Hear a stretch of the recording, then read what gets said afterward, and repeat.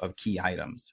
Sure. So first off, this whole stereotype about artists being flaky and disorganized could not be more untrue.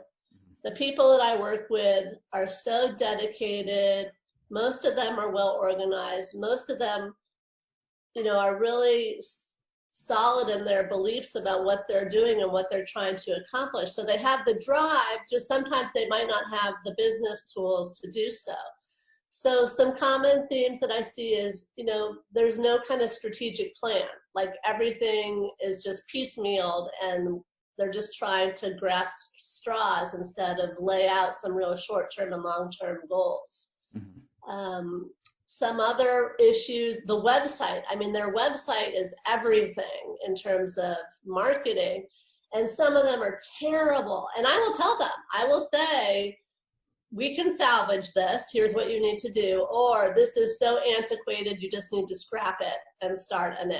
So I'm very transparent in my advice. I don't sugarcoat anything. Like, if you have an ugly business card, I'm going to tell you, and I'll tell you how to improve upon it. Yeah. That's really the difference between me and like an art coach, I think, is because a coach, one, is usually an artist themselves, which I am not. Mm-hmm. And two, they tend to like look at the whole picture and have you kind of think through what you want, where I'm very direct about my suggestions and provide not only action items, but a time frame as well. Mm-hmm. So everybody, let's say, who comes to you that you start working with, do you also represent them, or is that another facet of the company that you decide to do if you like the artist? No, I represent everyone as long as they want me to. I mean, I do have a legal agreement that I have them sign if an opportunity arises. Obviously, some work is more marketable than others. I find that it's very difficult to sell sculpture. Clearly, my performance artists, I'm helping them more with grants than trying to get them some kind of commission. Mm-hmm. But yeah, I'd say that is the setup. Yeah.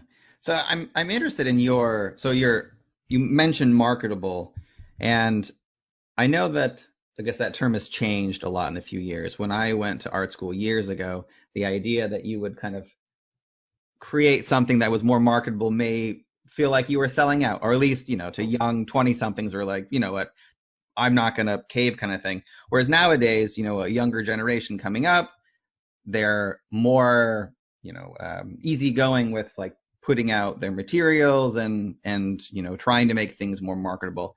How have you noticed your clients think about this term of marketable, and in your own business, what seems to be more marketable now in 2020? It's an excellent question. So I was just asked this morning on a call with a client, should I be making more work that's identifiable by my style and everything? And ultimately I say it's up to the artist. If your goal is to make money, and that's what you want to do is only create work to make money, then that's fine. That's your goal. That's what you want to do. If, you just want to create art because that is what's flowing out of you and it might not be as sellable, that's fine too. And if you want to go that route, then I'm going to help you more on the grants front. So I think that often a lot of artists don't look at the different types of revenue streams. So right now I've been encouraging people, I would have never said this before COVID, ever, to put their prices on their websites to make it just transparent right off the bat of what your prices are.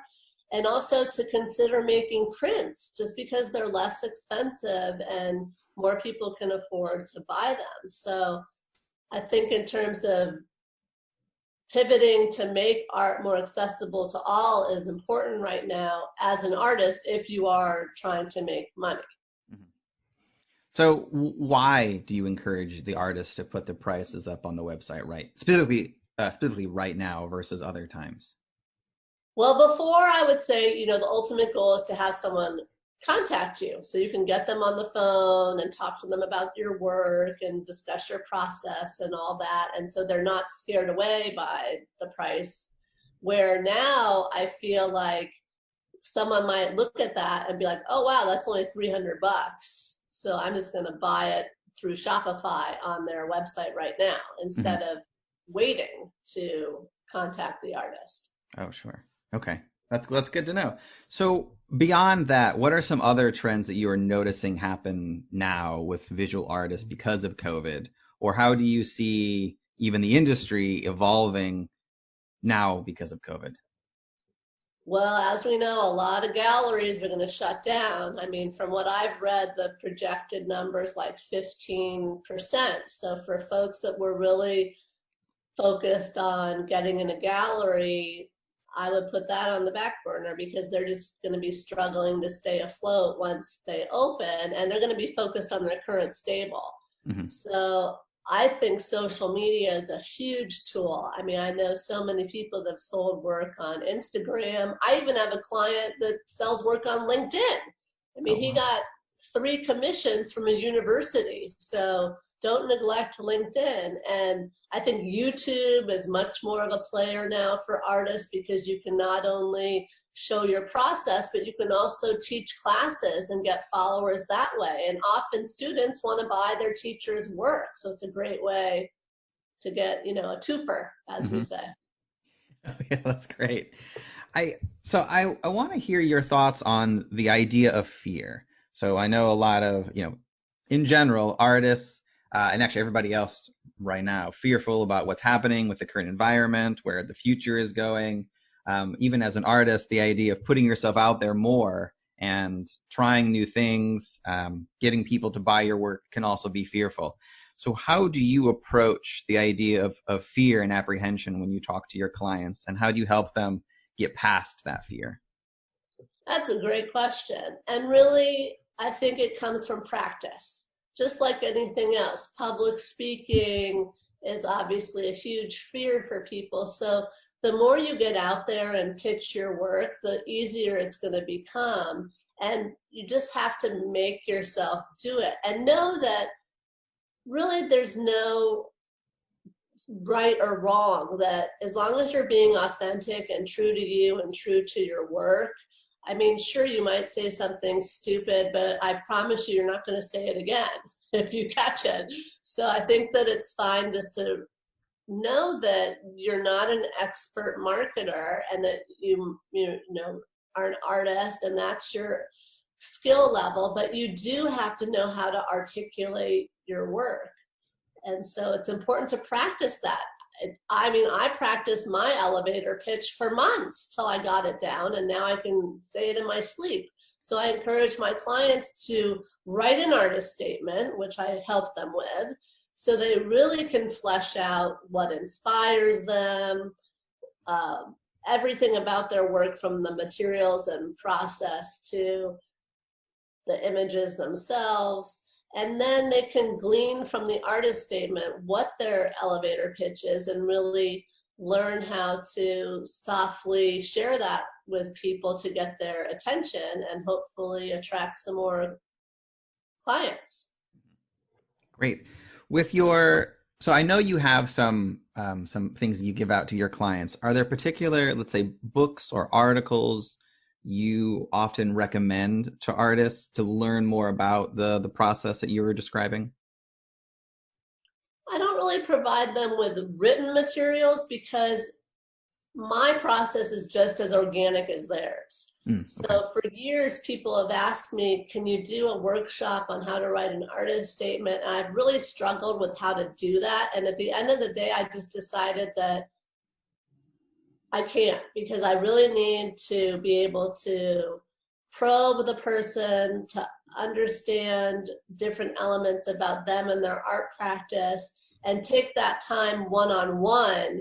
And I just wouldn't feel comfortable people leaving a workshop without a finished product Mm. because it's a process. It takes time. I mean, I'd say it takes on average a few months from start to finish. I did create 3 different exercises for my clients to go through. So I basically get them to generate data, just Hmm. words and sentences, instead of sitting down to write an artist statement. That can be really painful. So this way, hopefully they find it I know a lot of them actually find it much easier, and they are thrilled out of their minds when it's over. I bet. So I'm curious with that and the artist statement. How much when in your experience, when somebody buys a piece of art, how much of that is coming from the story of the artist or their relationship with the artist versus just falling in love with their visual medium? Another great question. It really depends on the collector. Some collectors are really focused on the CV and the artist statement in addition to their work. And so are curators and art consultants if they are, getting a show together or buying for a certain type of client. Your average collector online, they're probably going to care less about your artist statement. They just care about decorating their home. Mm-hmm. So it just really depends on the sophistication of the collector and what they're trying to accomplish. Okay, good to know. So with everything that you have experienced and done over the years, what would you say has been the best advice that you have ever received? When I worked for the nonprofit, I remember being on an airplane with my boss, who I adored. And we were talking about my future, and he said, you really need to decide if you want to be a generalist or a specialist. And I knew that I wasn't a specialist. Like, I knew that I'm the type that has too many interests in my, fingers and too many different projects going on than to just be an expert in one topic.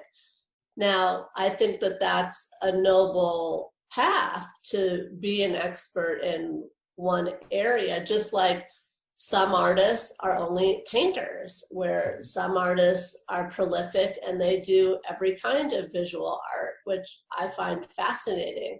So it just really, I think, depends on what each person feels comfortable doing and what they want to pursue. And at the end of the day, the motto in our house is be who you want to be, do what you want to do. And I deeply believe that.